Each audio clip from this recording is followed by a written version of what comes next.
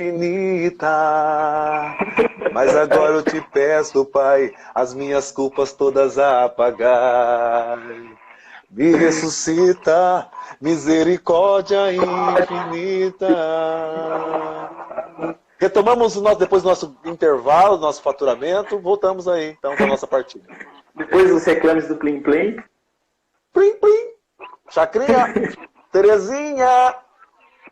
Gente, já vai apertando o aviãozinho aí e vai compartilhando a live para o pessoal entrar aqui. O papo tá da hora, o papo tá bom. O papo tá ótimo. Que gostoso, né, Gui? Não, vixe. É bom demais. E aí, voltando para aquela pergunta mesmo, né? E aí, você é um bom companheiro para você na solidão, né? Você se dá bem sozinho consigo mesmo?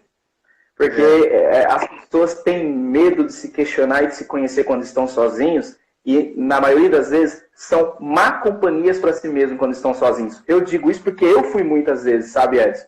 Eu digo por causa de alguns pecados meus, antigamente, um deles, né, abertamente, como qualquer outro homem fez, né, graças a Deus, não faz mais, mas uma delas era a masturbação. Por exemplo, eu era um péssimo companheiro para mim na solidão. Né? Eu não sabia lidar com isso.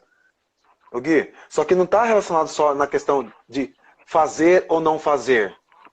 Eu só vou estabelecer a questão do sentido de fazer ou não fazer quando eu ganho sentido mais profundo, que se desdobra de novo no entender para que eu sou chamado.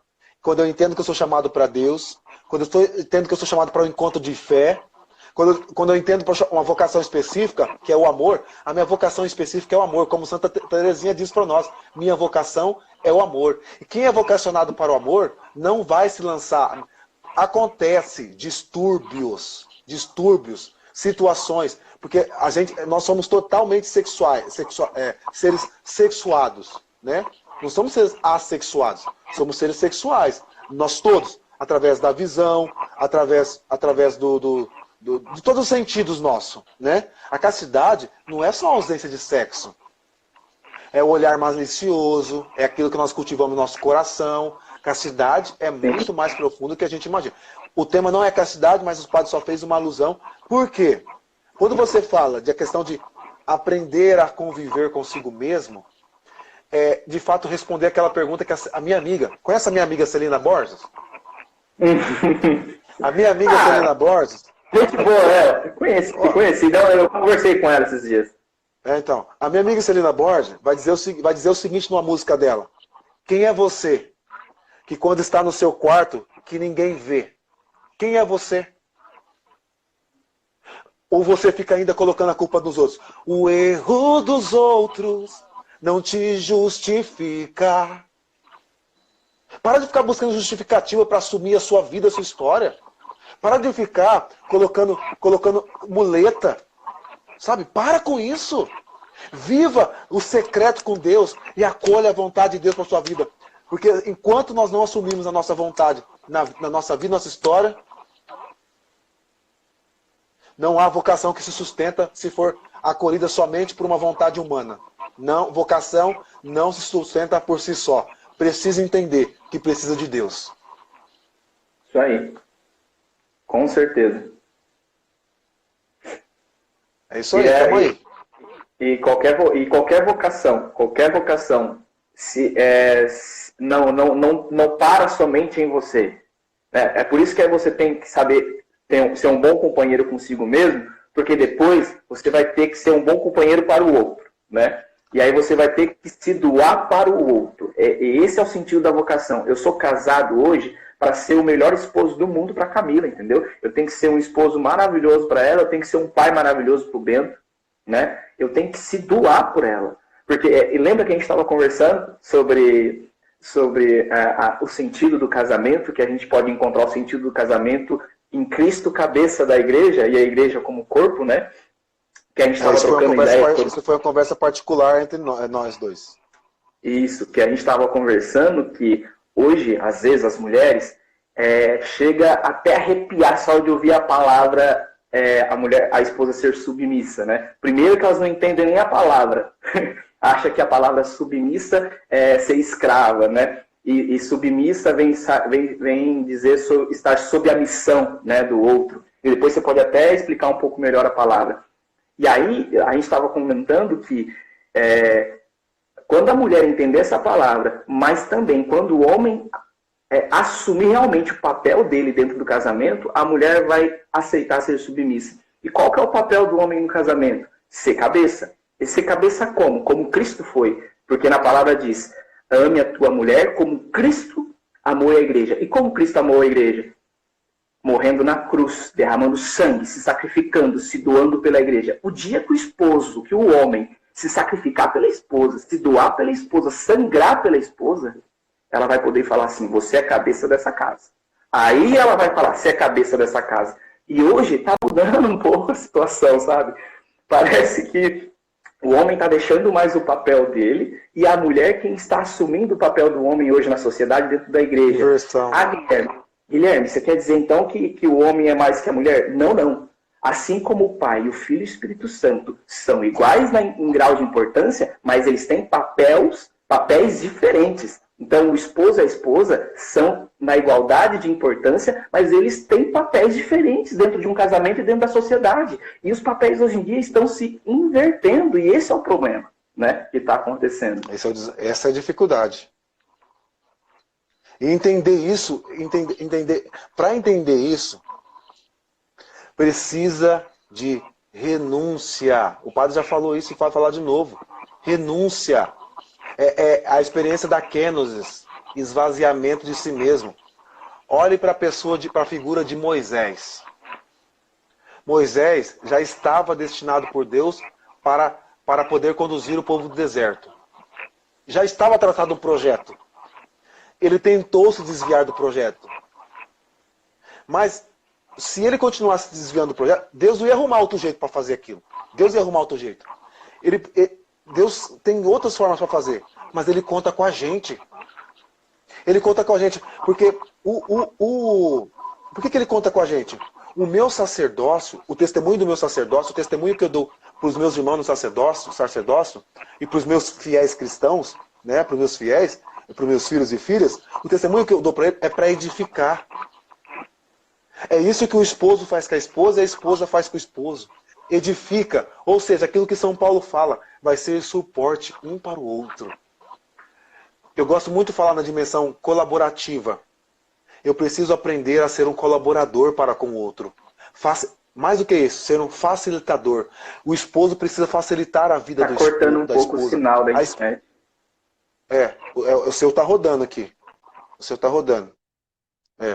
Precisa ser um facilitador, eu dizia aqui. Um facilitador, né?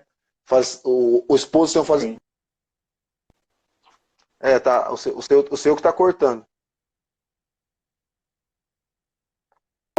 Como que está aí, pessoal? Vocês estão nos ouvindo? Hã? Não entendi. Pode ir falando. Entendi. O que o Padre está falando mesmo? Me cortou aqui. Misericórdia. Deixa eu até fazer um comentário breve do que você falou. Né? A gente estava falando sobre o casamento, tudo, da mulher, do homem ser cabeça, se entregar. E eu vejo isso muito bonito também na passagem, quando se trata do sacerdócio, Edson, quando se fala, o pastor dá a vida pelas tuas ovelhas.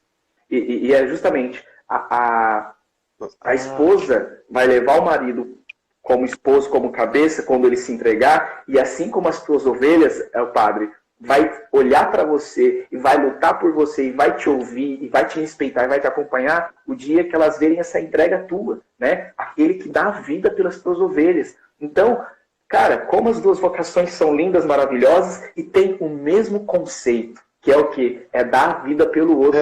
O outro só leva você a sério. Só aceita o teu papel quando você cumpre o teu papel. Embora são vocações que cada um tem o seu papel. Isso que é o mais bonito. Nós precisamos entender o papel da vocação. Qual que é o papel da vocação? Né? Eu tenho um papel a se cumprir. Eu não estou dizendo papel igual ator. Não estou dizendo. Eu tenho um papel. Como padre, eu tenho um papel a se cumprir. Só que o meu papel como padre só vai se cumprir primeiro se eu for um bom cristão. Se eu entender a minha vocação primeira que Deus me chamou. Se eu for um bom cristão e tiver uma docilidade ao Espírito. Agora eu lembrei que eu estava falando da renúncia, da questão que eu falava da kenosis, do esvaziamento de si mesmo, né? E aí nós vamos entrar numa questão muito mais profunda, que entra na questão da obediência. O ser obediente até a morte e a morte de cruz. Ou seja, assumir os desafios, assumir as responsabilidades, assumir as consequências daquilo que você decidiu. Você que já está casado, se você estava assim, eu estou na vocação errada, agora já era. Perdeu o Playboy. Perdeu. Você agora vai ter que ser o melhor marido do mundo. A sua missão agora, não é que você fez, se você tem consciência que você fez a escolha errada, você não vai largar da sua esposa. Claro, se é um casamento que por si só a igreja reconhece que é nulo, você vai buscar a nulidade do seu casamento. Com certeza. E dou todo apoio para não viver uma infelicidade. Mas se de fato tem um casamento, tem filhos, tem situações, não é abandonar. Você vai ter que assumir agora. Você não foi homem para ter relação sexual com ela? Ou você não foi mulher bastante para se entregar, para se deitar com ele? Então agora vai ter que assumir.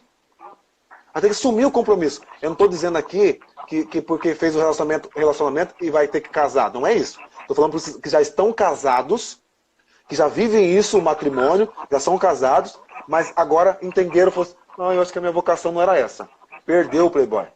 Vai seguir essa vocação e Deus vai te ajudar a te sustentar com a graça dele, através do sacramento da Eucaristia, que é outro sacramento que fortalece todos os demais sacramentos a partir do batismo. O que faz você exercer o seu sacramento de matrimonial e o padre exercer o sacramento da ordem, o batismo, que é sustentado, que recebe uma manutenção da Eucaristia. Por isso o desafio de não estar recebendo a Eucaristia nesse tempo, porque é ele que faz a manutenção. Por isso que vocês têm que primeiro qual que é a palavra agora? Tem que pelo menos adorar Jesus na Santa Missa, na participação das lives. Adorar, porque ali você vai receber um alimento, uma manutenção para manter, o subsidiar o seu casamento, a sua vocação, o seu sacerdócio. Isso aí. É muito profundo isso. Muito profundo. E eu bato bem naquela tecla mesmo. Se você realmente, né, aceitar o chamado, é Deus quem te criou, aceitar isso, aceitar o chamado à vida, entender o que é ser chamado à vida, a fé, e aí você obedecer, na obediência de cruz, e aí você, nesse processo todo, se conhecer, ter esse autoconhecimento, se questionar mesmo, né? Porque hoje nós somos muito preguiçosos. A filosofia ajuda muito nisso, né, Edson? Quando você está fazendo o curso de filosofia.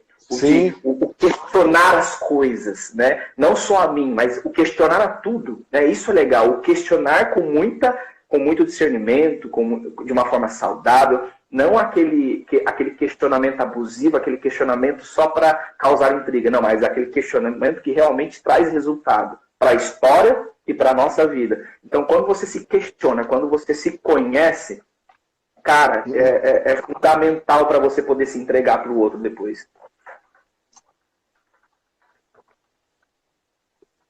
Olha o outro cameca que é o Renato.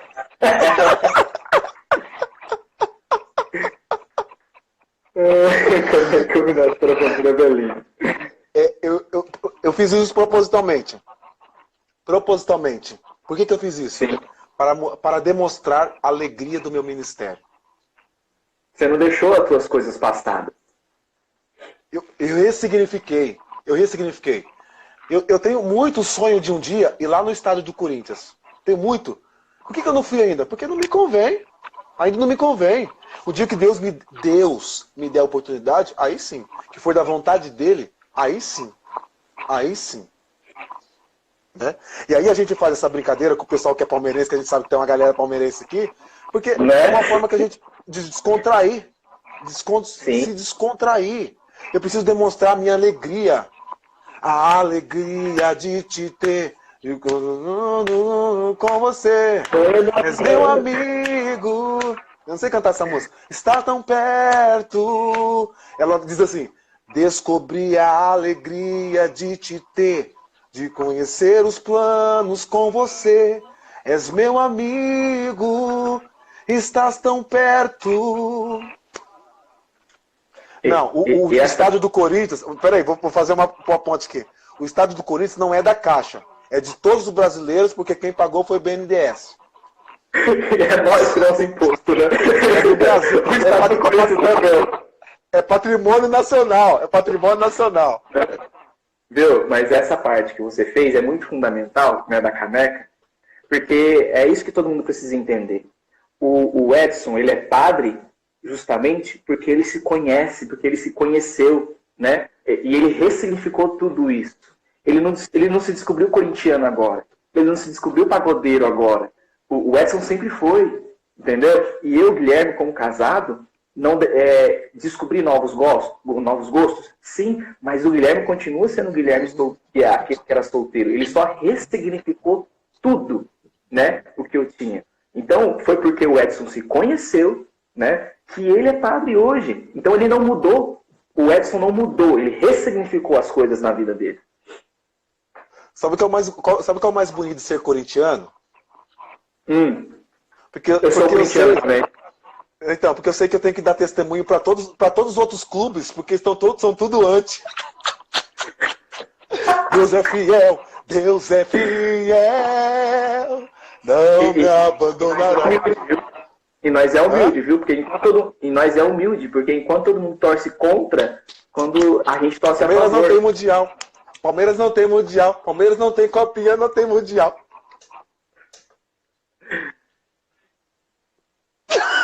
Mas...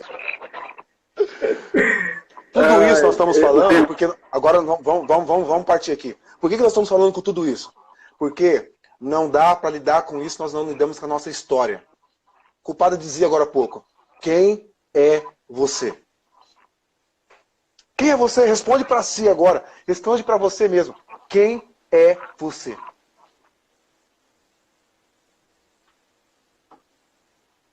É difícil lidar com o silêncio, né? É difícil, né, filho, filha? Tá difícil lidar com o silêncio, né? É isso. Você está com dificuldade de lidar com o silêncio. Eu sei que você está com dificuldade de lidar com o silêncio. Mas enquanto você não silenciar, não parar para escutar Deus, você não vai entender quais são os planos e o projeto dele para você. E você não vai ser feliz. Eu já estou entrando numa parte que você... Não sei se você vai perguntar alguma coisa para mim, filho? Você já até respondeu a pergunta que eu ia fazer. Quem era o Edson antes? E quem é o Edson hoje? E você já respondeu logo, antes de eu perguntar. Eu respondi que hora? A hora que você falou da caneca, que você continua sendo o mesmo, só que você só ressignificou as coisas, você não mudou o jeito que você era. Né? Entendi. Você... Ô, Gui, eu preciso ir embora. O Padre Lico entrou nessa live aqui, mas não é nessa live aqui não, viu, Padre Lico? Nós vamos entrar em outra.